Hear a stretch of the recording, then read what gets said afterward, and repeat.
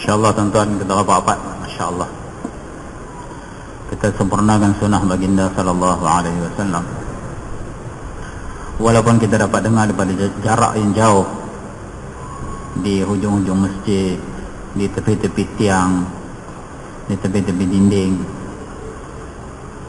tapi apabila kita datang rapat, tuan-tuan yang mulia, kita telah menghidupkan sunnah baginda sallallahu alaihi wasallam.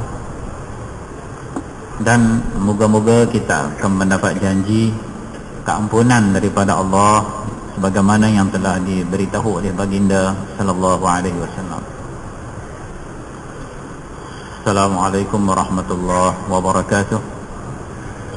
Nahmaduhu wa nusalli ala rasulihil karim wa ala alihi wa sahbihi ajma'in, amma ba'd. Tuan-tuan yang dirahmati Allah Subhanahu wa taala, duduknya tuan-tuan di dalam majlis ini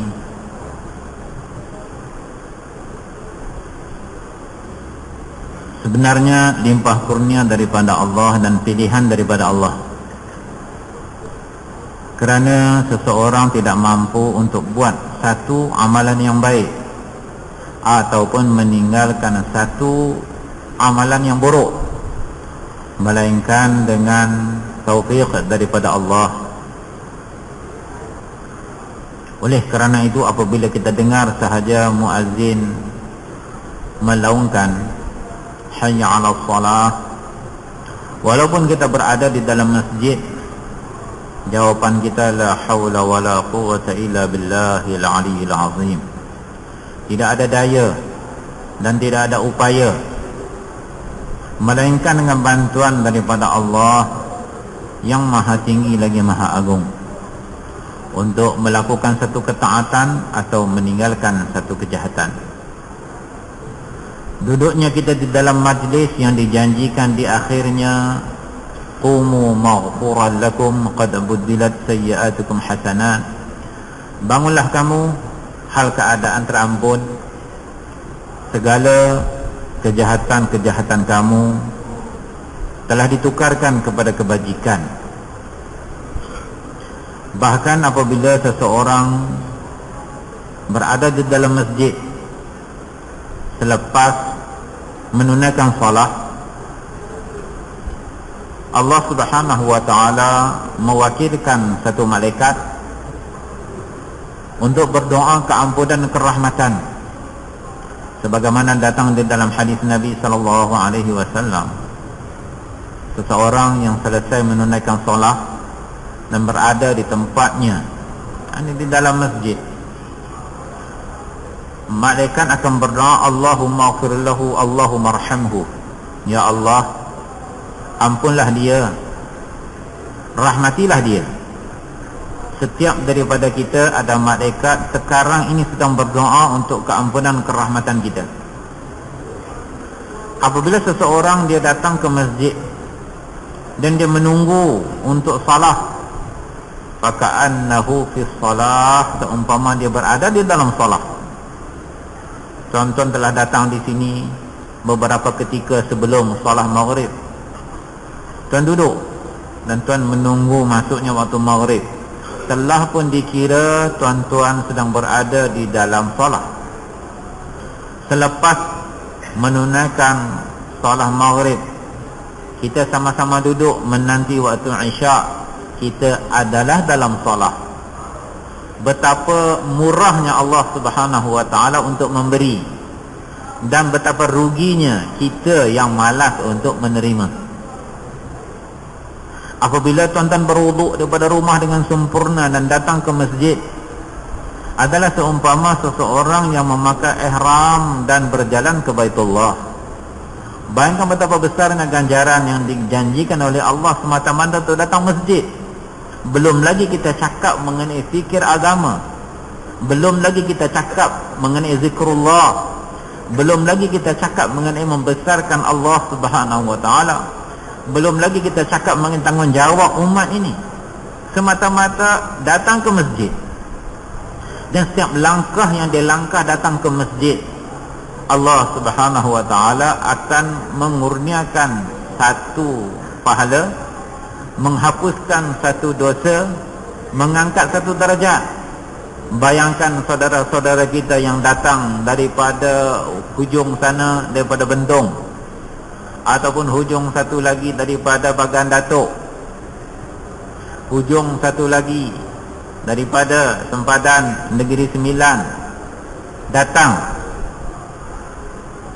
Walaupun mereka menunggang kenderaan, ada yang kereta, ada yang motor, tetapi Allah Subhanahu wa ta'ala akan memberi balasan ganjaran berkadar sekiranya dia datang melangkah berapa ribu, berapa ratus ribu tapak yang dia langkah, sebanyak itulah Allah akan beri ganjaran kepadanya.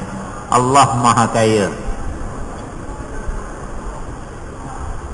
Dan hanya saja yang memakmurkan rumah Allah ini ialah orang yang beriman. Innama ya'muru masajidallahi man amana billahi wal yawmil akhir. Hanya saja orang yang memakmurkan rumah Allah ialah orang yang beriman dengan Allah dan hari akhirat. Berulang aliknya kita ke masjid memberi satu alamat bahawa dia ialah seorang beriman. Di dalam satu hadis Nabi sallallahu alaihi wasallam, idza ra'aytumur rajula ya'tadu al-masjid fashhadu lahu bil iman, atau kama qala sallallahu alaihi wasallam, apabila kamu melihat seseorang berulang-alik ke masjid, maka saksikanlah dia seorang yang beriman. Tempat yang saya, tuan-tuan, duduk ini adalah satu tempat yang sangat diberkati oleh Allah. Bayangkan betapa besarnya semata-mata seseorang duduk. Dan apabila kita duduk membesarkan Allah Subhanahu wa ta'ala, apabila kita mengingati Allah di khalayak ramai, Allah Subhanahu wa ta'ala akan mengingati kita di kalangan para malaikat yang muqarrabin. Fadhkuruni adhkurkum, ingatlah aku nescaya aku ingat kamu. Kita mengingati Allah, Allah ingat kita.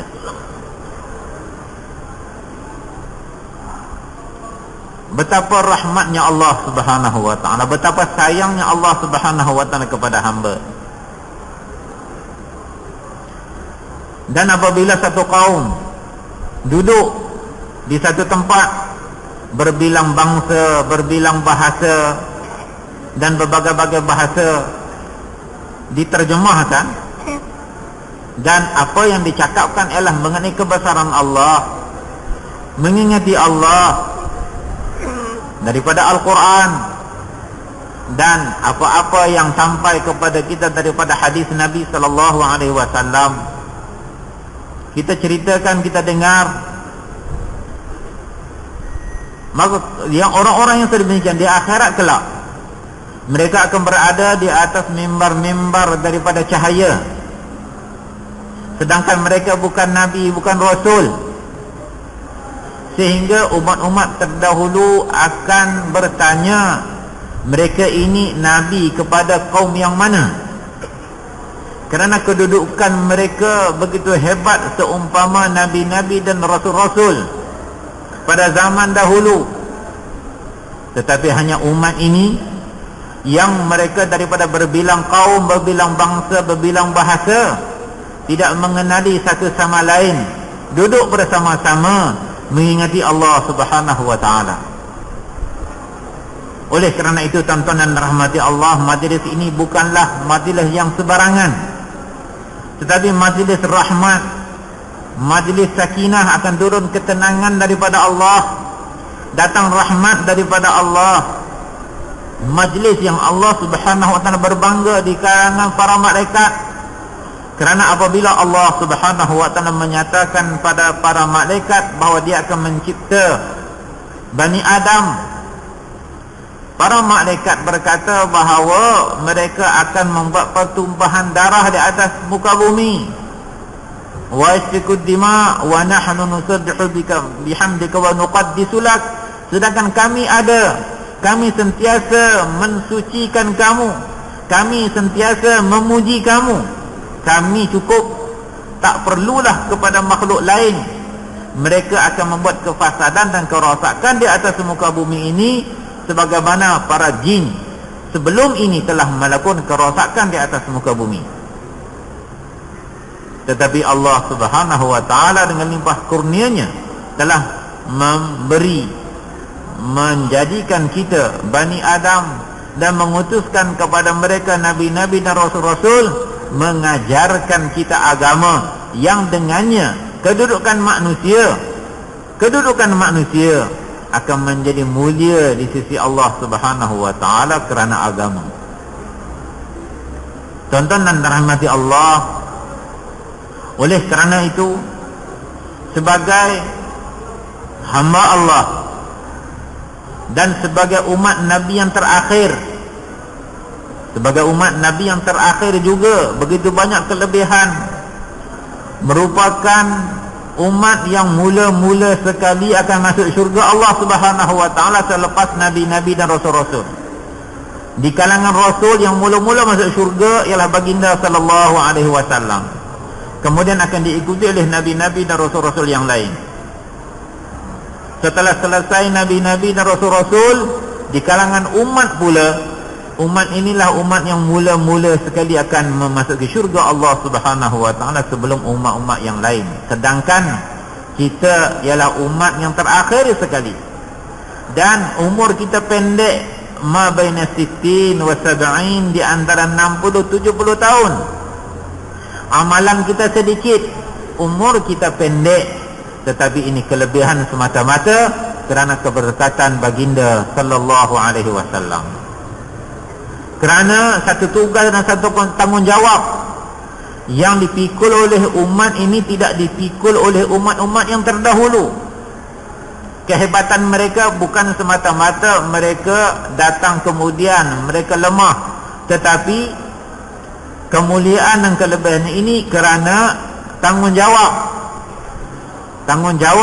yang dikurniakan kepada mereka oleh Allah Subhanahu wa taala menjadikan mereka mulia dibandingkan dengan umat-umat yang terdahulu. Kerana umat ini dengan keberkatan khatamun nubuwah, yaitu baginda sallallahu alaihi wasallam nabi yang terakhir, Allah Subhanahu wa taala telah menjadikan umat ini sebagai penyambung kerja dan tanggungjawab nabi-nabi dan rasul-rasul, tanpa mengira sama ada dia lelaki atau wanita, dia berpelajaran atau buta huruf, dia Arab ataupun Ajam, dia tinggal di utara ataupun selatan, timur ataupun barat. Dia bertanggungjawab untuk melaksanakan tugas dan tanggungjawab kenabian, iaitu menyeru manusia kepada Allah. Atas tanggungjawab inilah Allah Subhanahu wa taala telah memberi segala kelebihan dan fadilat kepada umat ini. Mengenai fadilat dan kelebihan umat ini disebut di dalam kitab-kitab yang terdahulu. Di dalam Taurat, Injil dan Zabur disebut mengenai kelebihan-kelebihan umat ini, kehebatan-kehebatan umat ini. Dan kelebihan dan kehebatan ini ialah kerana tanggungjawab yang mereka pikul. Sedangkan sebelum Nabi Muhammad sallallahu alaihi wasallam, umat-umat yang terdahulu mereka hanya perlu beribadat mengikuti apa yang diajarkan oleh nabi-nabi mereka. Itu tanggungjawab mereka, beriman kepada Allah dan Rasul atau nabi yang diutuskan kepada mereka dan beramal dengan pengajaran mereka. Mereka tidak dipertanggungjawabkan untuk mendakwahkan, menyampaikan kepada orang lain. Kerana tugas dan tanggungjawab untuk menyampaikan kepada kaum mereka, kabilah mereka, kampung mereka, negeri mereka, keluarga mereka, hanya tanggungjawab seorang nabi atau rasul. Sedangkan dengan pengutusan baginda sallallahu alaihi wasallam sebagai khatamun nabiyyin, penutup dan penyudah segala nabi, Allah Subhanahu wa taala telah memindahkan tanggungjawab kenabian dan kerja kenabian secara umum kepada setiap umat Nabi sallallahu alaihi wasallam. Mereka ialah saya dan tuan-tuan. Tetapi malang bahawa kita tidak pernah merasai, kita tidak pernah menghayati bahawa kita bertanggungjawab atas kerja kenabian. Sedangkan kita merasai segala perkara yang kita rasa kita bertanggungjawab. Seorang ayah merasai dia bertanggungjawab kepada anak-anak. Seorang suami merasai dia bertanggungjawab kepada isteri. Seorang pekedai, dia merasai dia bertanggungjawab ke atas kedainya. Seorang tentera, dia merasai dia bertanggungjawab ke atas kerjanya. Seorang polis juga merasai dia bertanggungjawab ke atas tugasnya. Seorang pengurus juga merasai dia bertanggungjawab atas pejabatnya, atas syarikatnya. Begitulah, apa sahaja kerja yang seseorang ambil, dia merasai tanggungjawab tersebut, dan dia bersusah payah untuk melaksanakan tanggungjawab tersebut. Dan bukan sahaja dia memahami, bahkan orang di kelilingnya juga memahami perkara tersebut.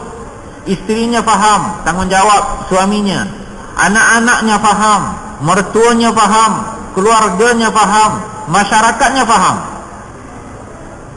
Sekiranya seorang peniaga atau urusan perniagaan pergi ke luar negara, semua ahli keluarga faham dan semua ahli kampung faham bahawa dia pergi untuk satu tanggungjawab, atas satu kerja, atas satu perkara, atas satu urusan. Seorang tentera yang dihantar untuk bertugas mungkin 4 bulan di sempadan, di hutan contohnya, keluarga semua memahami bahawa inilah tugas dia. Nak buat macam mana? Tugas dia.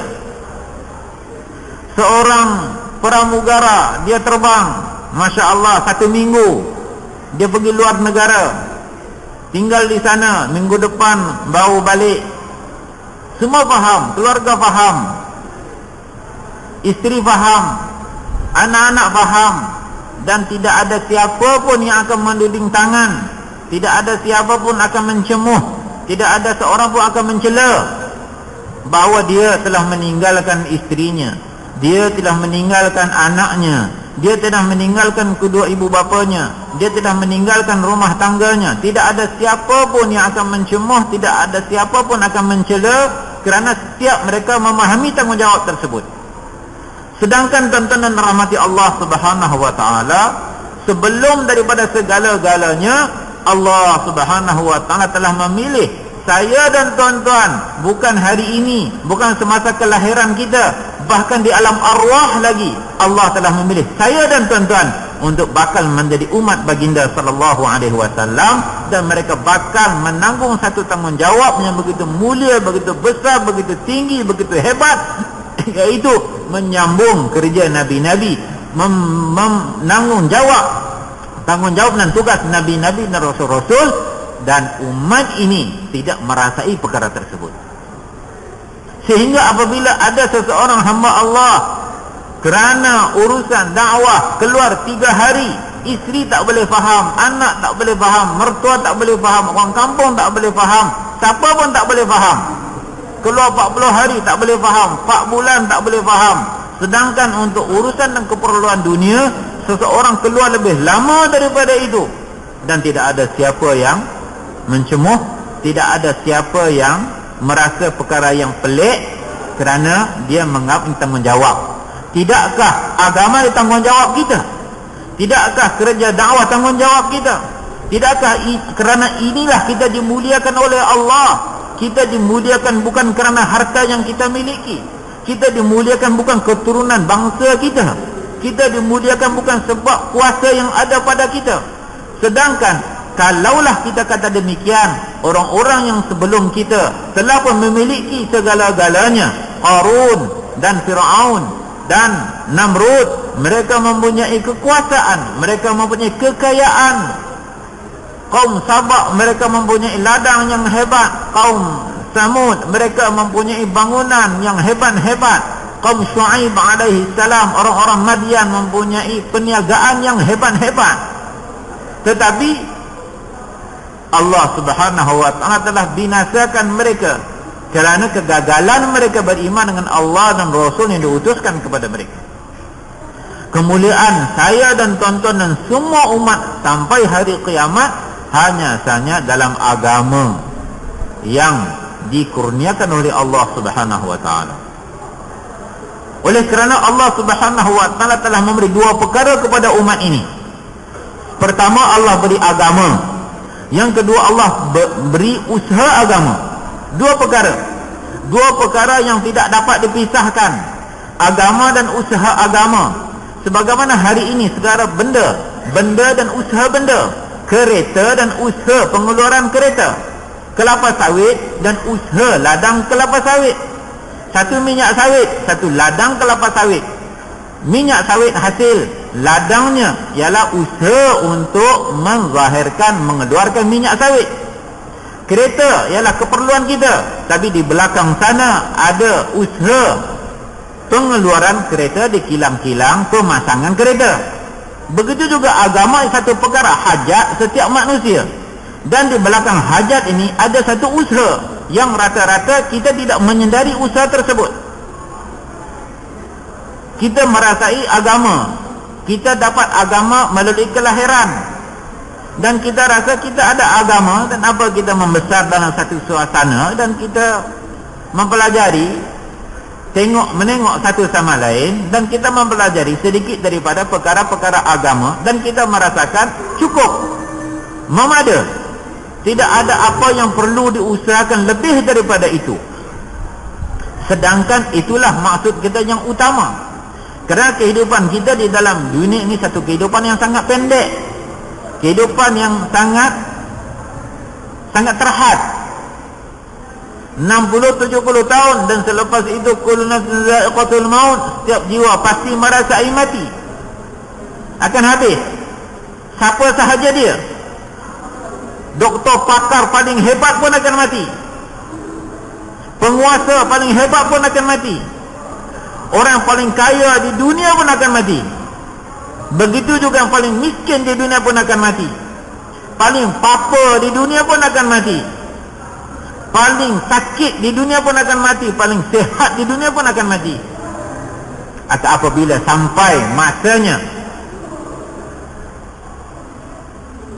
idza jaa ajaluhum fala yastakhiruna sa'atan wa la yastaqdimun, apabila sampai ajal, waktu ketetapan mereka, tidak akan tercepat seketika dan tidak akan lambat seketika.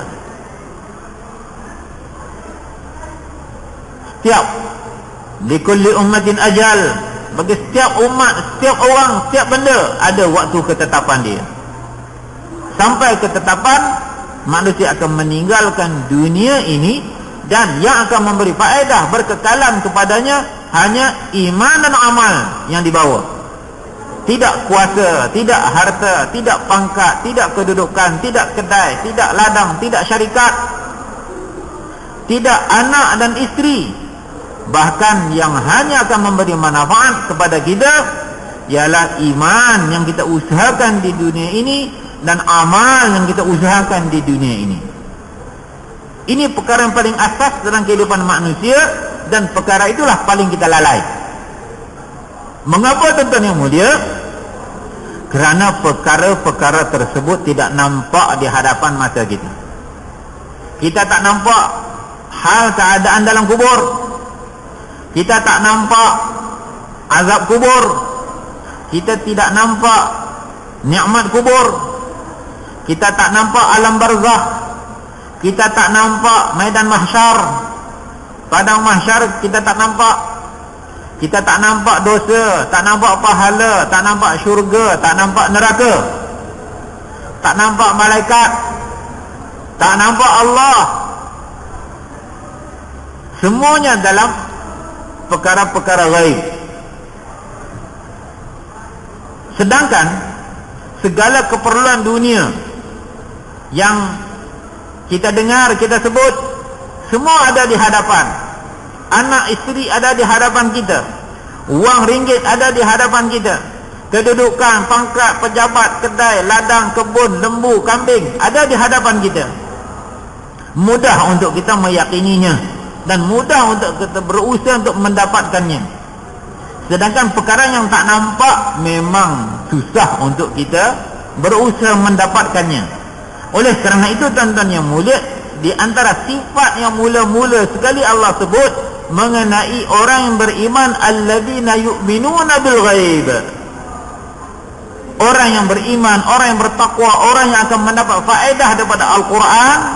Dzalikal kitabul la raiba fihi hudal lil muttaqin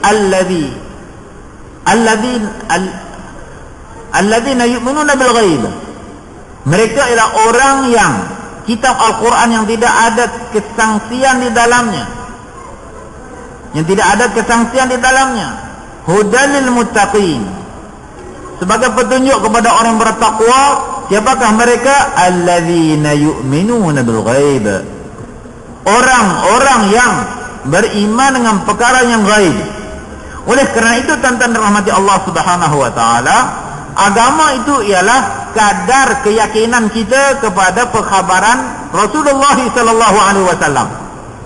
Itulah kadar iman kita.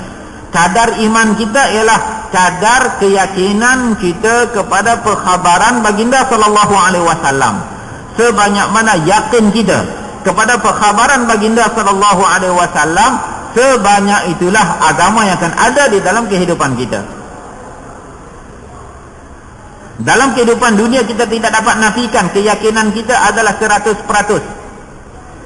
Keyakinan kita kepada perkara-perkara dunia 100%. Kita yakin ada duit ada benda, tak ada duit tak ada benda. Orang kaya senang, orang miskin susah. Yakin, kita tak dapat nak nafikan. Mana tu masuk dalam hati, kita nafi pun tak keluar. Nafi tak kat mulut, tak masuk dalam hati. Tetapi tuan-tuan yang mulia, bila kita kata kejayaan dalam agama, kata tak kat mulut saja, tak masuk dalam hati. Tak boleh nak yakin, tak boleh nak bayang macam mana berjaya dalam agama. Macam mana dengan hayya 'alal falah, dengan datang salah, datang sembahyang boleh berjaya. Tak boleh faham, tak nampak. Macam kita kata kepada budak 4 tahun, budak 5 tahun, kamu kahwin nanti dapat anak, dia tak boleh faham. Tapi kata yang umur 19 tahun, 20 tahun kahwin dapat anak, dia faham dah. Tak payah syarah, habaq matan, syarah datang sendiri. Tapi budak 5 tahun, budak 6 tahun, dia tak faham. Begitulah tuan-tuan yang mulia, apabila kita cakap mengenai akhirat, lantaran tidak ada keyakinan dalam hati, keyakinan kepada perkhabaran baginda sallallahu alaihi wasallam, susah untuk kita amalkan agama. Tak mampu untuk kita amalkan agama. Kalau kita lihat kehidupan para sahabat radhiyallahu anhum, apa yang berlaku tuan-tuan yang mulia? Dengan semata-mata sekali dengar sabdaan Nabi sallallahu alaihi wasallam, terus keyakinan mereka datang dalam hati dan mendorong mereka kepada amal. Seorang sahabat di medan peperangan, dia tanya Nabi sallallahu alaihi wasallam, "Wahai Rasulullah, sekiranya saya merempuh gerombolan musuh tersebut dan saya syahid, di mana tempat saya?" Nabi kata, "Syurga." Terus dia meluru dan merempuh dan syahid. Apabila mereka setelah beberapa hari tidak mendapat makanan dalam medan tempur, bukan bulan puasa, kita puasa beberapa jam, kita keluar di pasar Ramadan, lepas asar itu kalau boleh satu bazar tu kita nak beli bawa balik, semua kita beringin. Ini dalam medan tempur, beberapa hari tak dapat makan, dan adalah sedikit daging diberi oleh sepupunya, sedang makan. Dengar Nabi kata, "Umu ila jannatil ladzi arduha as-samawati wal ard." Bangunlah kamu kepada syurga yang lebarnya seluas langit dan bumi. Campakkan ketulan daging, meluru masuk medan tempur dan syahid jalan Allah Subhanahu wa taala. Hanya dengan sepatah perkataan Nabi sallallahu alaihi wasallam telah membentuk keyakinan dalam hati mereka dan mendorong mereka untuk mentaati Allah dan Rasul. Dan kita telah mendengar berapa banyak ganjaran-ganjaran dan kelebihan, tapi hati kita tidak melonjak untuk buat. Hati kita tidak terdorong untuk buat kerana kelemahan yakin yang ada di dalam hati kita. Bayangkan Nabi sallallahu alaihi wasallam bersabda yang mafhumnya, sesiapa yang memelihara takbiratul ula 40 hari, 40 hari takbiratul ula, Allah Subhanahu wa taala akan beri kepada dia bara'atan minan nar wa bara'atan minan nifaq. Sesiapa yang memelihara 40 hari takbiratul ula, yakni takbir selepas sahaja imam selesai Allahu akbar, dia pun Allahu akbar 40 hari, Allah akan beri 2 kelepasan kepada dia. Satu kelepasan daripada neraka, satu lagi kelepasan daripada sifat nifaq. Tetapi kalau cubalah kita renung diri kita sendiri, jangan tengok orang lain. Adakah saya berusaha untuk jaga 40 hari, habis 40 hari, terus 40 hari yang kedua, habis yang kedua, yang ketiga, nak jaga jangan luput sekalipun takbiratul ula, kerana janji Nabi SAW. Rata-rata kita tak peduli, dapat, tak dapat pun tak rasa apa-apa pun. Kita keluar 40 hari jalan Allah pun kadang miss. Orang takbir kita dalam bilik ayak lagi. Di rumah, berapa tahun kita duduk di mahalah kita, berapa tahun kita duduk tepi masjid kita. Tapi adakah kita ambil perkara ini, kita ambil satu ihtimam, satu ambil berat, bahawa kita buat satu keazaman, ini first 40 days tanpa luput takbiratul ula. Alhamdulillah habis yang first punya 40 days, tak pula second, tak pula third, fourth dan seterusnya, sehingga kita benar-benar berharapan dengan amalan ini kita akan terlepas daripada neraka. Tapi kalaulah satu orang dia dipenjarakan dan diberi, kalau kamu sembahyang 40 hari tanpa terluput takbiratul ula, selepas hari ke-40 kamu akan dilepaskan dari penjara tanpa apa-apa bicara. Kalaulah saya ataupun tuan-tuan, orang yang dikurung dalam penjara tu, agak-agak macam mana kita punya jaga. Kita tak ambil sambil lewat, kita tak ambil buat tak tahu, kita tak ambil okeylah, kalau dapat-dapatlah, tak dapat pun tak ada masalah. Duduk lagi dalam penjara, tak ada hal. Makan free, tak payah kerja, contohnya. Bahkan saya rasa, dan tuan-tuan juga dapat merasakan bahawa tidak ada seorang pun yang dia akan lepaskan satu peluang pun yang menyebabkan dia akan terluput takbiratul ula untuk terlepas daripada penjara dunia. Tetapi sedangkan untuk penjara akhirat, iaitu neraka, adakah fikir tersebut ada dalam diri kita? Ini kerana kelemahan kita terhadap perkhabaran baginda sallallahu alaihi wasallam. Lemahnya yakin kita kepada perkhabaran baginda sallallahu alaihi wasallam. Oleh kerana itu tuan-tuan yang dirahmati Allah Subhanahu wa taala, dalam usaha dakwah dan tabligh ini, perkara yang pertama sekali yang disebut, yang dicakapkan, yang diusahakan, yakin atas kalimah la ilaha illallah Muhammadur Rasulullah. Yakin itulah iman. Sebagaimana perkataan Ibnu Mas'ud radhiyallahu anhu yang diriwayatkan secara ta'liq oleh Imam Bukhari rahmatullahi alaihi dalam Sahih Bukhari. Kata Ibnu Mas'ud radhiyallahu anhu, al-yaqin al-imanu kullu. Yakin itulah iman, iman itulah yakin. Bagaimana saya dan tuan-tuan dapat mengusahakan atas diri kita, keluarga kita dan umat seluruhnya dapat meyakini semua janji-janji Allah dan janji-janji Rasul atas hak keyakinan yang sebenar. Apa hak keyakinan yang sebenar? Sehingga keyakinan yang mendorong kita terus melompat untuk buat amal. Oleh sebab itu kita baca kitab Fadail Amal, kita tak tukar-tukar, baca satu kitab je, supaya yang kita dengar tu keyakinan mengenai Al-Quran akan datang dalam diri kita. Seorang yang menghafal Al-Quran, Allah akan memberi kepadanya peluang untuk mensyafaatkan 10 orang ahli keluarganya yang diputuskan oleh Allah untuk masuk neraka. Tapi adakah kita ada satu inisiatif untuk berusaha supaya moga-moga Allah jadikan kita hafiz Al-Quran, atau paling kurang anak kita jadi hafiz Al-Quran? Sedangkan untuk agama ni begitu mudah untuk agama ini. Seseorang yang dia berazam bersungguh-sungguh untuk menjadi hafiz Al-Quran dan dia mula menghafal sedikit demi sedikit, tiba-tiba dia mati, Allah akan bangunkan dia sebagai seorang hafiz, kerana innamal a'malu binniyat. Tapi kalau untuk keduniaan, dia tak jadi.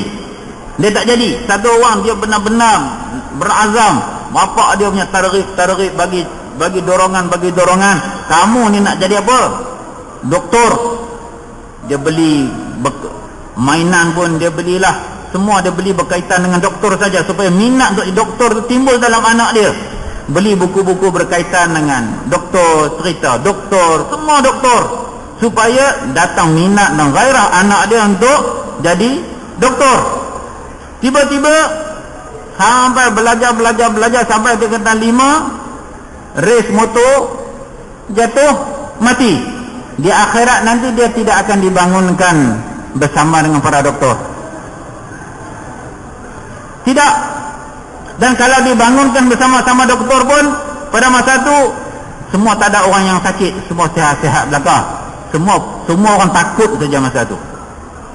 Tetapi tuan-tuan yang mulia, agama ni begitu mudah. Dengan niat yang sungguh-sungguh dan terus berusaha, Allah akan bangunkan dia bersama dengan para hufaz.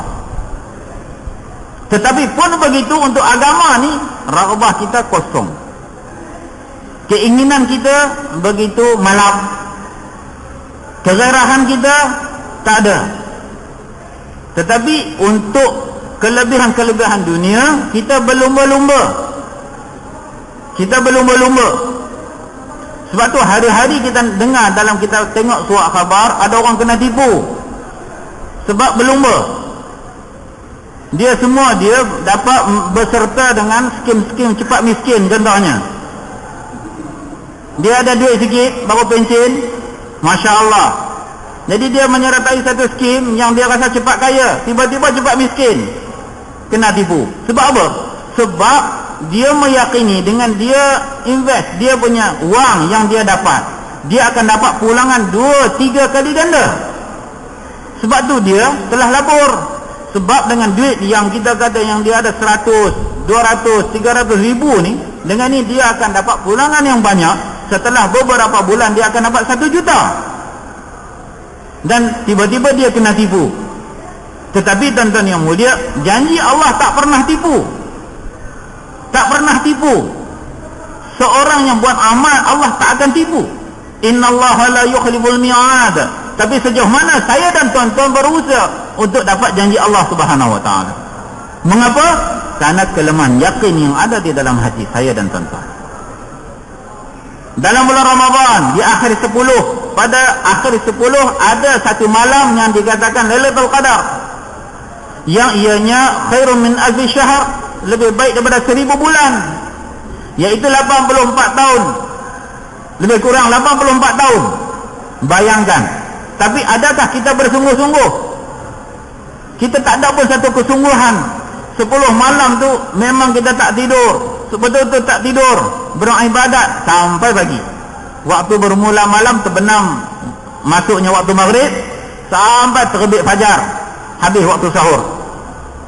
Tapi tuan-tuan yang mulia, kita tidak ada satu ihtimam ataupun ambil berat yang sungguh-sungguh. Kalau ada yang datang masjid pun kadang datang sekejap, baca Quran tak sampai 1 juzuk, zikir tak sampai 2-3 kali pusing tasbih, dia dah mula mengantuk, bentang bedding, nawaitul i'tikaf fi hadzal masjid lillahi ta'ala, tidur, bangun sahur. Tak ada gairah. Tapi tuan-tuan rahmati Allah Subhanahu wa taala, kalau kita tanya anak-anak muda di mana-mana, mungkin anak kita, dia boleh duduk dalam cyber cafe daripada lepas Isyak sampai pagi, habis RM5 tambah lagi. Tu pun dia kata, sekejap je rasa daripada Isyak dia duduk sampai waktu subuh, dia boleh duduk dalam sisi. Sebab satu dorongan, gairah, minat, suka main game, tak sedar tiba-tiba azan subuh. Tetapi untuk kita berjaga 10 malam saja yang akhir, saya dan tuan-tuan tak mampu. Dan kita tidak ada satu kesungguhan. Kerana apa tuan-tuan yang mulia? Jawab dia bukan tak ada ilmu. Semua orang tahu. Ada orang tak tahu bahawa 10 akhir ada Lailatul Qadar. Ada, kalau siapa-siapa tak tahu boleh angkat tangan. Semua orang tahu. Bukan masalah ilmu, masalah yakin yang ada dalam hati saya dan tuan-tuan. Oleh kerana itu, yakinnya benda yang pertama sekali perlu diusahakan. Yakin atas kalimah la ilaha illallah, iaitu meyakini Allah berkuasa, makhluk tak berkuasa. Allah boleh buat segala-galanya, makhluk tak boleh buat apa. Apa yang berlaku dengan kehendak Allah Subhanahu wa taala, berlaku dengan iradah, ini kehendak Allah.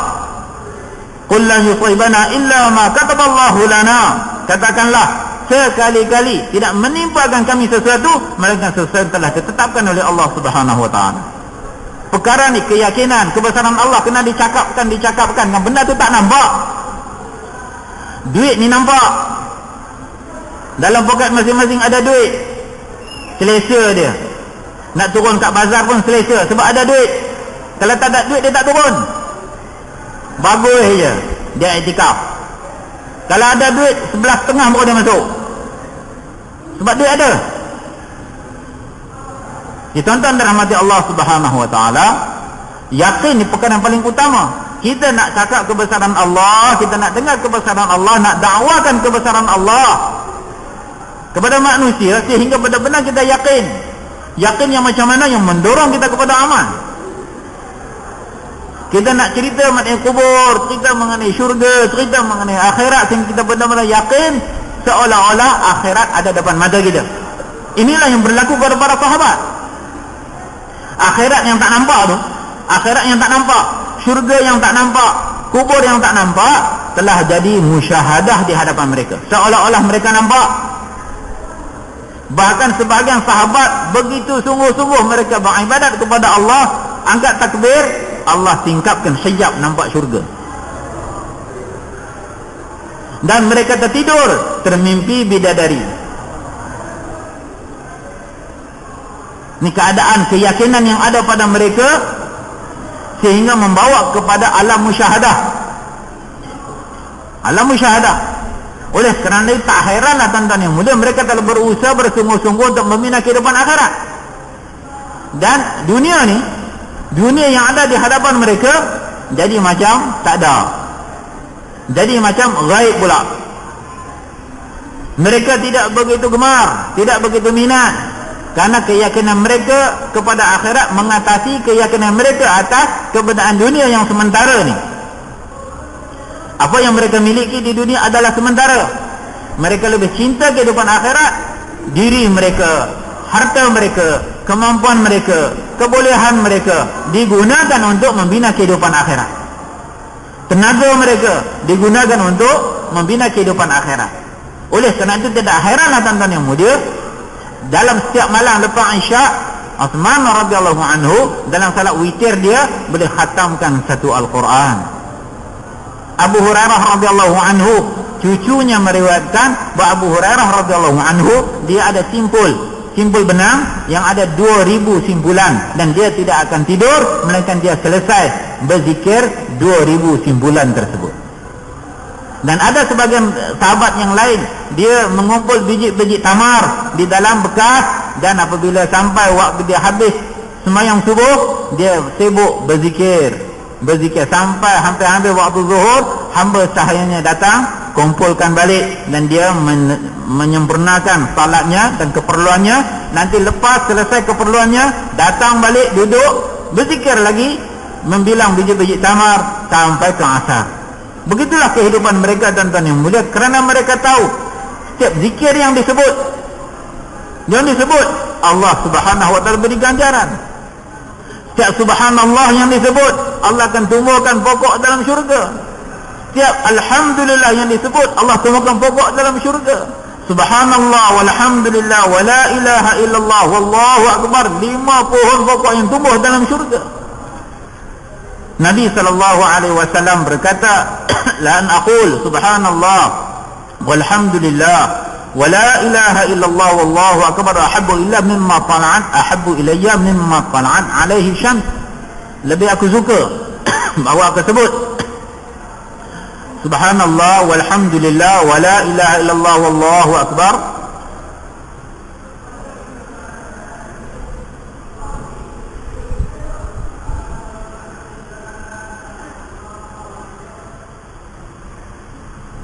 lebih aku suka daripada setiap benda yang terpancar ke atasnya cahaya matahari, yakni dunia seluruhnya. Tapi tuan-tuan yang mulia, berapa banyak waktu kita berlalu satu subhanallah pun tak sebut. Dalam jam 2 jam kita bisu, otak aja berjalan, entah apa kita fikir tak tahu. 2 jam habis. Atas motor habis. Kita tak apa-apa pun. Lebih dahsyat daripada tu, kita dengar lagu pula. Dahlah zikir, tidak. Kita buat dosa telinga free, dosa kering. Tuan-tuan yang dirahmati Allah Subhanahu wa taala, ni masa begitu berharga, masa di sisi kita, kerana masa ni akan habis. Masanya akan habis bila kita masuk kubur, baru kita tahu nilai masa ni apa benda. Sehingga orang kubur akan minta kepada Allah, pulangkanlah aku ke dunia ni. Walaupun dapat ucap satu subhanallah mati balik pun cukup. Barulah orang dalam kubur dia tahu nilai masa. Dalam padang mahsyar, orang-orang tidak beriman akan minta kepada Allah, Rabbana farja'na, wahai Tuhan kami, kembalikanlah kami. Nak buat apa kembali? Nak tengok keluarga? Nak selesaikan rumah yang tak siap lagi? Nak perbaiki kaitan yang tak siap lagi? Tak. Na'mal salihan, untuk kami beramal. Nak beramal soleh, minta balik nak buat amal soleh. Sebab apa nak beramal? Innamu qainun, sebab dah yakin. Jadi yakin ni tuan-tuan yang mulia, dia adalah pendorong untuk amal. Orang dalam kubur, dia dah nampak ada syurga, nampak neraka, nampak malaikat, nampak dosa, nampak pahala, nampak ganjaran, nampak balasan. Oleh kerana itu dia dah yakin, nampak dengan mata kepala. Bila nampak dia dah yakin, bila yakin apa dia kata? Na'mal salihan, nak balik buat amal, nak amal salih. Oleh kerana itu, tuan-tuan yang mulia, apabila ada yakin dalam hati, mudah untuk amal. Hari ini masalah, saya dan tuan-tuan yakin kita lemah. Yakin kita lemah, sebab tu tak dapat amal. Untuk keperluan dunia, yakin kita kuat, sebab tu dapat amal. Kita nak bagi 2,5 jam untuk masjid kita, tak dapat. 8 jam tiap-tiap hari kat pejabat, semua orang boleh bagi. Saya boleh bagi. Saya pun kerja juga, macam tuan-tuan, boleh bagi. Pagi sampai ke petang, duduk kat pejabat, boleh. Tapi untuk bagi masa untuk dakwah 2 jam setengah, saya dan tuan-tuan tak boleh. Mengapa tuan-tuan yang mulia? Lemah yakin. Oleh kerana itu, macam mana nak kuatkan yakin? Benda yang tak nampak, kita kena sebut berulang kali, dakwahkan perkara tersebut sehingga keyakinannya masuk dalam hati. Apabila kita dengar saja qala Allah, firman Allah, dengar saja qala Rasul sallallahu alaihi wasallam, dengar saja, terus masuk dalam hati yakin dan mendorong kita untuk amal. Barulah amalan datang dalam diri kita, barulah amalan datang dalam kehidupan umat. Dan apabila amal yang disempurnakan dengan yakin, kita akan meyakini kesan daripada amalan tersebut. Kita akan yakin kesan daripada amal. Hari ini, satu, kita tak yakin tentang janji Allah. Yang kedua, kita tak yakin dalam amal itu sendiri dapat menyelesaikan masalah. Bahkan berapa banyak amalan-amalan yang diberitahu oleh Nabi sallallahu alaihi wasallam. Barang siapa yang membanyakkan ucap la haula wala quwwata illa billahil aliyil azim, Allah akan menghapuskan daripadanya 1000 kesusahan. Yang paling kurang sekali susah hati. Yang paling kurang sekali susah hati. 100 kesusahan Allah akan hilangkan. Yang paling kurang sekali, yang paling rendah kesusahan, susah hati akan hilang daripada kita. Tapi kita tidak meyakini amalan tersebut. Tapi bila kita senang, awal bulan lepas cucuk kat bank, tu hati lega aja, seronok aja, wallet pun tebal, Masya Allah. Pergi kat supermarket, tolak troli dengan confident yang Masya Allah, ambil barang bubuh penuh, 300 satu troli, 500 satu troli, dengan penuh keyakinan. Sebab baru cucuk. Tapi dengan amal, kita tidak begitu ihtimam. Kadang zikir pagi terlepas, boleh buat pagi, petang miss. Buat petang, pagi miss. Kadang dua-dua miss. Seminggu dah miss, tak ada zikir. Kadang baca Quran, kadang tak baca. Kadang seminggu tak baca Quran, sebulan tak sentuh Quran. Surah Habaq dia tiap hari baca. Sedangkan tiap-tiap satu huruf Allah bagi 10 pahala baca Al-Quran. Dan kita belajar Al-Quran itu ialah kita baca kalam Allah. Bila kita baca Al-Quran seolah-olah kata ulama, Allah kata baca, pendengarkan kepada aku. Kita baca yang dengan cara yang terbaik, yang terelok untuk pendengarkan kepada Allah Subhanahu wa taala. Dan orang yang dia asyik dengan Al-Quran, dia akan dipanggil orang Quran. Quran akan datang sebagai pemuda yang kacak untuk menjaga dia dalam kubur, menjadi teman dia dalam kubur. Tapi tuan-tuan yang mula kita baca Quran yang Indonesia punya, Surat Khabar, dia panggil Quran juga. Kita tak baca Quran Mushaf. Tuan-tuan dan rahmati Allah, mengapa? Kerana keyakinan kita kepada janji Allah tak ada. Sedangkan Allahu Akbar, betapa mulianya Al-Quran, kalam Allah, firman Allah. Bertahun-tahun dah kita baca Al-Quran, kita pun tak ada fikir nak faham apa Allah nak bagi tahu kat kita. Apa Allah bagi tahu. Sedangkan kalau kita baca novel bahasa Inggeris, satu kalimah kita tak tahu, terus kita tekan komputer, ni kalimah ni apa makna. Satu kalimah tak faham, terus kita tengok dictionary, terus tengok kamus, ni apa dia nak bagi ni, penulis ni nak bagi tahu apa kat kita. Buka kitab medik, satu kalimah tak faham, kita tengok. Kita buka buku biologi, contohnya tak faham satu kalimah, kita tengok kamus, tanya prof kita. Tapi Al-Quran bertahun-tahun dah baca, keluar Allah punya makna pun terbalik.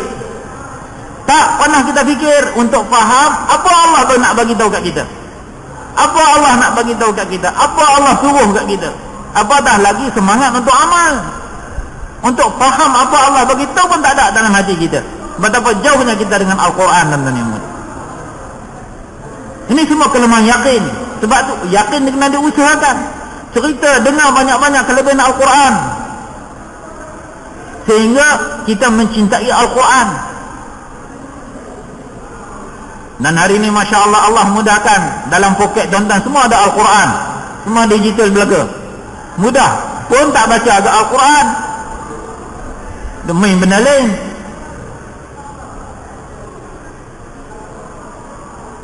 Dalam masjid dan yang mulia, hari Jumaat dalam masjid pun Masya Allah macam-macam tengok. Bukan baca Quran pun. Bayangkan tuan-tuan ni betapa hubungan kita dengan kalam Allah tak ada. Sebab apa tak ada tuan-tuan yang mulia?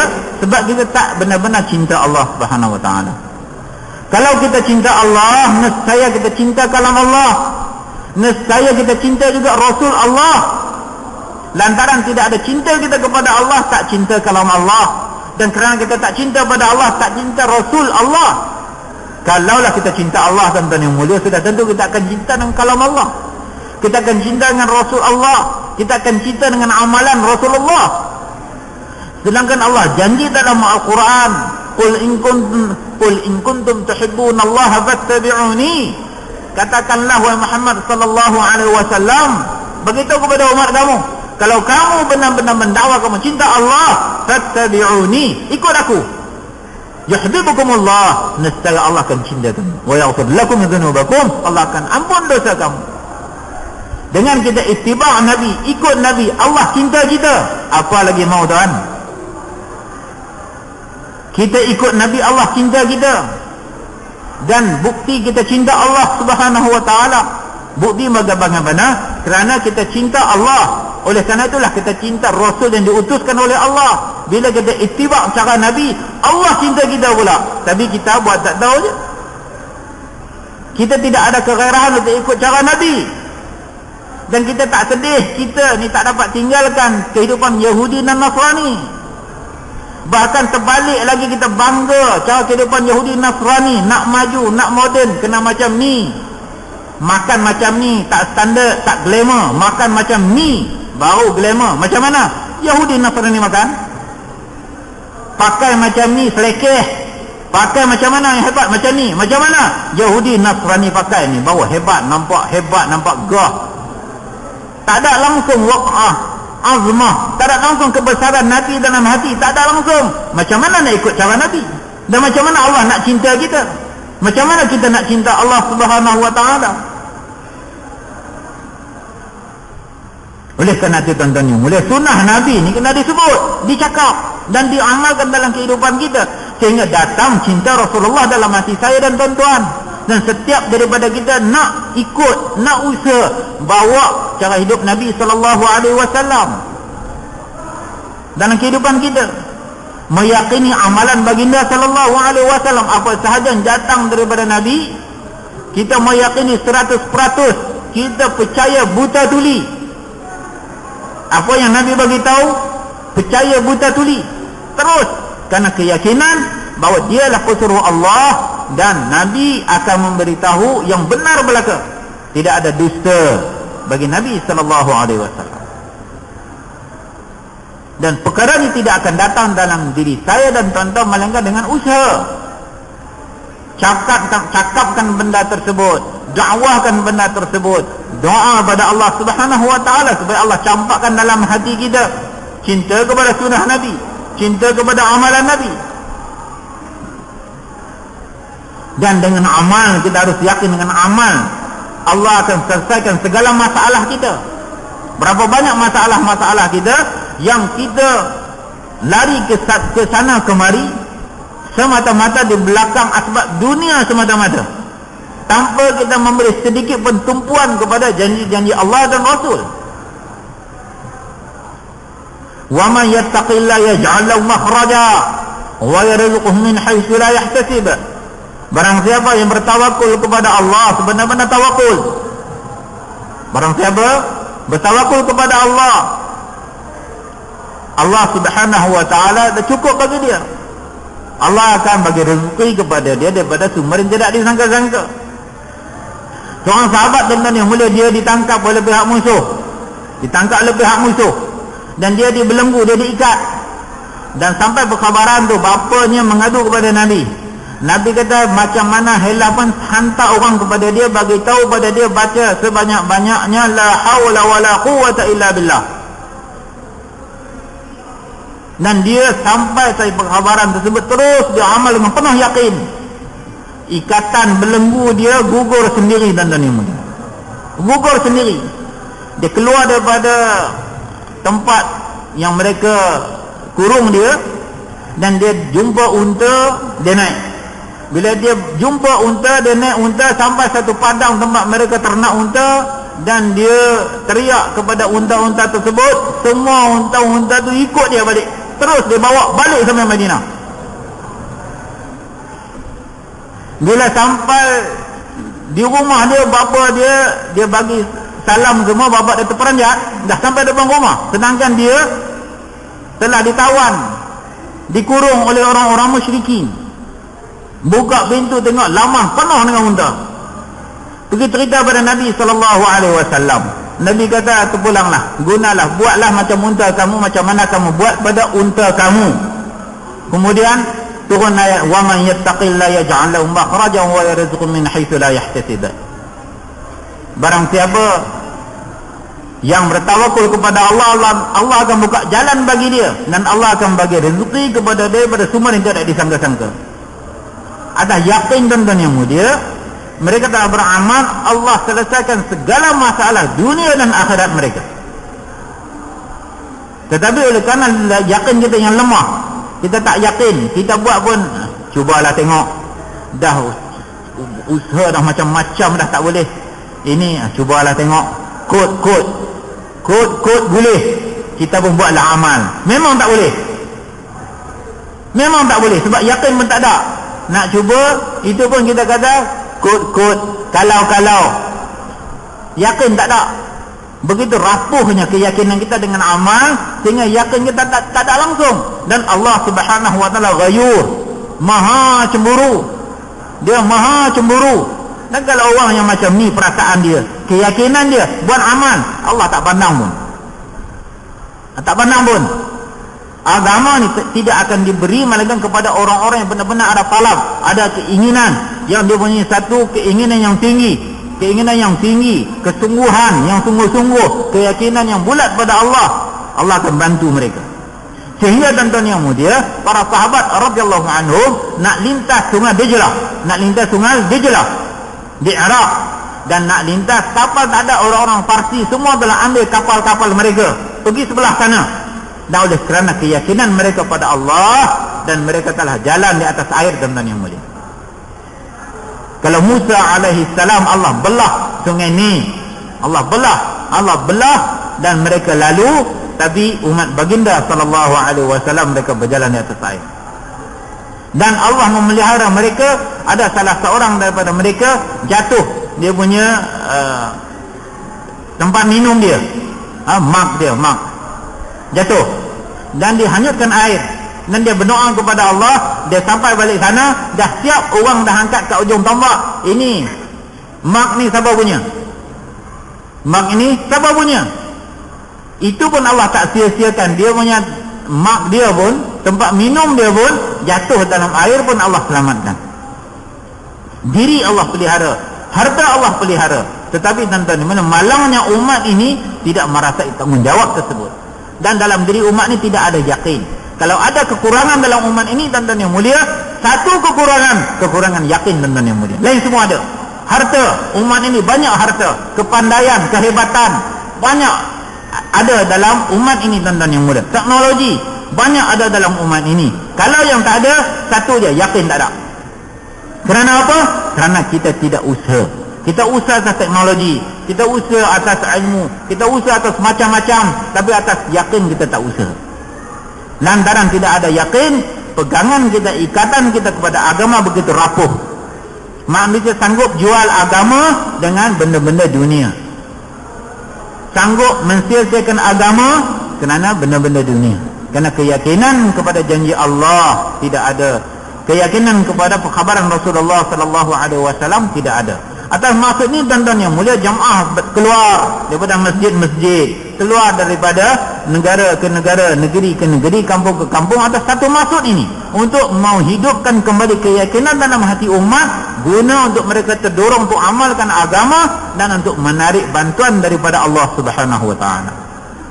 In tansurullah yansurkum, jika kamu membantu agama Allah, nescaya Allah akan bantu kamu. Dan bantu agama Allah hanya dengan cara baginda sallallahu alaihi wasallam, bukan cara yang saya tuan-tuan fikirkan sesuai untuk zaman kita. Bahkan Nabi untuk seluruh zaman, dan sebagaimana di zaman Nabi sallallahu alaihi wasallam baginda telah jalankan dakwah, begitulah pada zaman ini juga keberkesanan dakwah hanya ada dalam cara baginda sallallahu alaihi wasallam.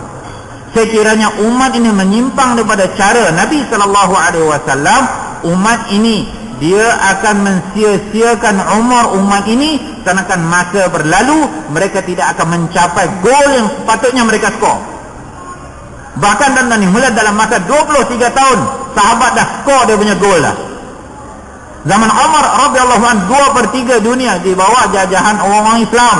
Rom dan Parsi jatuh di bawah kuasa orang Islam, dan orang-orang kafir menjadi hamba sahaya kepada orang-orang Islam. Anak-anak perempuan orang-orang kafir menjadi hamba-hamba di dalam rumah-rumah orang Islam, teman yang mulia.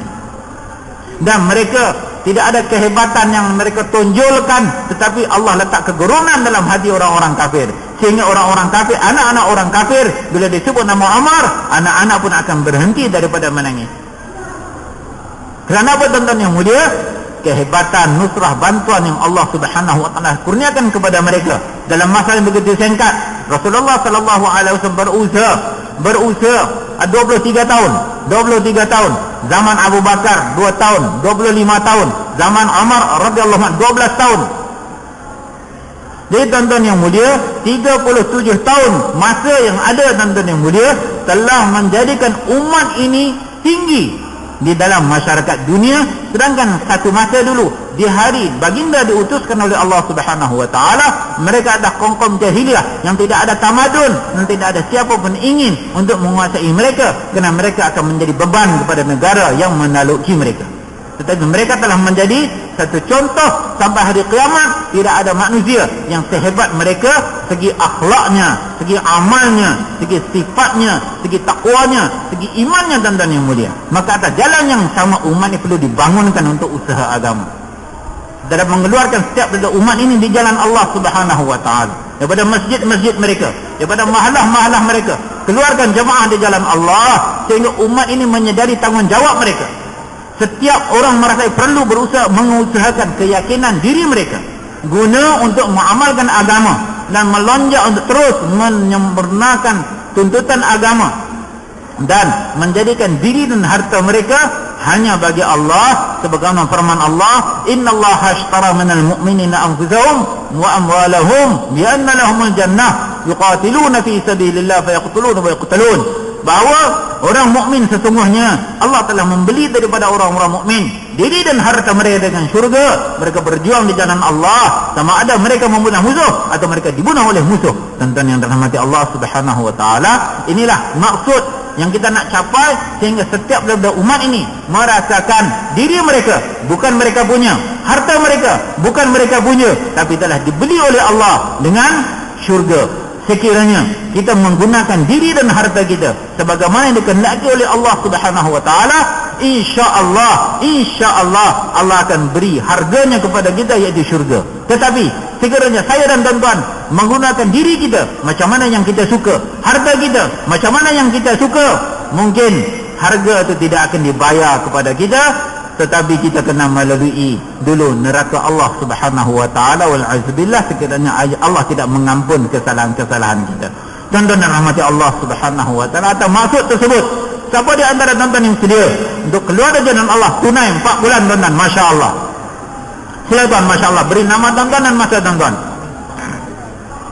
Ini tanggungjawab kita, tanggungjawab khusus umat ini tuan. Atas perkara ini Allah telah muliakan kita. Masya Allah, 120 saf di padang mahsyar, 80 saf dari umat ni tuan, Masya Allah. Masya Allah, 40 saf daripada umat yang lain. Umat ini 80 saf, Masya Allah. Bayangkan tuan-tuan, orang-orang yang keluar dari jalan Allah akan berada di saf-saf pertama tuan, Masya Allah. Berada di barisan Nabi-Nabi dan Rasul-Rasul bersama dengan mereka. Allahu Akbar, Masya Allah tuan. Ini semua perkara yang pasti yang akan ada di hadapan mata kita di akhirat kelak. Masya Allah. 4 bulan 40 hari tuan, bangun tuan, Masya Allah. Masya Allah, kita kena keluar tuan-tuan yang mulia untuk menghadapi persediaan untuk akhir-akhir dunia tuan, Masya Allah. Fitnah yang akan datang lebih besar daripada masa ke semasa. Fitnah yang paling besar, fitnah Dajjal. Dia akan datang membawa seolah-olah kita nampak syurga dan neraka. Nerakanya ialah syurga dan syurganya ialah neraka. Fitnah yang paling besar tuan-tuan. Allahu Akbar. Tulis nama ni pun kita telah hidupkan satu sunnah tuan, Masya Allah, di zaman Nabi, nama-nama ditulis. Dan di zaman Umar telah ditulis dalam diwan, dalam register yang khusus, ahli Uhud, ahli Badar, ahli Khandaq, semua ditulis secara khusus. Dan mereka mendapat sagu hati dan imbuhan daripada Baitul Mal tuan-tuan, Masya Allah. Kita usahakan untuk keluarkan jemaah daripada mahalah-mahalah kita dan masjid-masjid kita tuan. Jangan satu halqah, satu jemaah. Satu halqah tu besar sangat. Kadang satu halqah ada 30 masjid, satu halqah 150 masjid pun ada. Lebih kurang daripada bilangan tersebut ada. Bahkan setiap masjid tuan-tuan yang mulia, kita usahakan untuk keluarkan jemaah kita sendiri. Kalau tidak, dan apa yang akan jadi tuan-tuan yang mulia, kita akan kumpul orang-orang yang lama-lama, kita ambil krim dia, kita keluar semua, yang tinggal usaha kita satu hari nanti akan mati. Bahkan kita, kalau hari mungkin kita cadang nak kumpul dalam halqah kita, nak bentuk jemaah pergi Sabah ke Sarawak ke negara jiran ke, kita batalkan niat tersebut tuan-tuan yang mulia. Kita fokus kepada mahalah dan masjid kita. 3-4 orang yang ada, kita usahakan daripada masjid kita dapat keluarkan jemaah kita sendiri. Masya Allah. Di negara-negara yang maju dalam usaha mereka, daripada masjid mereka beberapa jemaah telah dihantar keluar negara tuan-tuan yang mulia. Daripada lorong-lorong mereka hantar jemaah keluar negara tuan-tuan. Masya Allah. Kita ke arah apa yang untuk kita minta, supaya kita usahakan untuk beri penekanan keluarkan jemaah 40 hari kepada masjid kita. Masya Allah. Dan usaha tempatan kita usahakan, Masya Allah. Dakwah ta'lim istiqbal kita hidupkan tuan-tuan. Kita hidupkan dakwah ta'lim istiqbal ni. Kita jangan ambil dia ni 8 orang tu sebagai satu syarat. Mana tak ada 8 orang, tak payah buat. Bahkan kita 8 orang ni ialah syarat untuk kita melaksanakan, bukan syarat untuk kita tinggalkan. Bukan syarat untuk tinggalkan, syarat untuk melaksanakan. Ini kalau tuan-tuan ada 3 orang ke 2 orang ke, usahakan gas, cari kawan-kawan, cari orang cukup 8, laksanakan. Itu maksud dia. Bukan makna kita 2 orang 3 orang aja tak payah. Bukan macam tu. Kita kadang-kadang kita salah ambil. Macam tu juga sunnah. Sunnah untuk amal, bukan untuk tinggal. Ini kata, ni sunnah aja. Ini kita punya persepsi sunnah untuk tinggal. Itu salah. Sunnah untuk amal baru jadi. Begitu juga 8 ni bukan untuk kita tinggal, bahkan 8 untuk kita pelaksanaan. Jadi kita usahakan masyarakat dakwah ta'lim istiqbal di tempat-tempat kita. Ada 3 orang yang sampai, 5 orang yang sampai, kita pegah cari kawan. Orang kampung pun, orang biasa, orang mahalah kita, orang masjid, dapat cukup 8, kita mulakan buat dakwah ta'lim istiqbal. InsyaAllah tuan-tuan. Dan yang belum lagi bagi nama, mungkin ada masih lagi berbolak-balik hati mereka. Malam ni kita i'tikaf semua. Dan besok pagi, malam ni kita doa pada Allah, bangun tahajud, kita mohon pada Allah supaya buka hati kita, insyirahkan kita punya dada kita. Buka hati kita, dada kita. Pagi esok ada tazkir, semua kita bagi nama untuk keluar dari jalan Allah Subhanahu wa taala. Boleh tuan-tuan insya-Allah. Ada apa-apa? Bismillahirrahmanirrahim. Alhamdulillahirabbil alamin wassalatu wassalamu ala asyrafil anbiya'i wal mursalin wa ala alihi wa sahbihi ajma'in. Rabbana zalamna anfusana wa in lam taghfir lana wa tarhamna lanakunanna minal khasirin. Allahumma hdina wa hdi bina waj'alna sababan liman ihtada. Allahumma ansur man nasara dina Muhammadin sallallahu alaihi wasallam waj'alna minhum. Allahumma la sahla illa ma ja'altahu sahla wa anta taj'alul hasana sahla ila syi'ta. Allahumma arina al-haqqa haqqan warzuqna ittiba'ahu wa arina al-batila batilan warzuqna ijtinabah. Allahumma wafiqna lima tuhibbu wa tarda waj'al akhiratana khairan min al-ula. Wa sallallahu ala sayyidina Muhammadin an-nabiyil ummi wa ala alihi wa sahbihi ajma'in.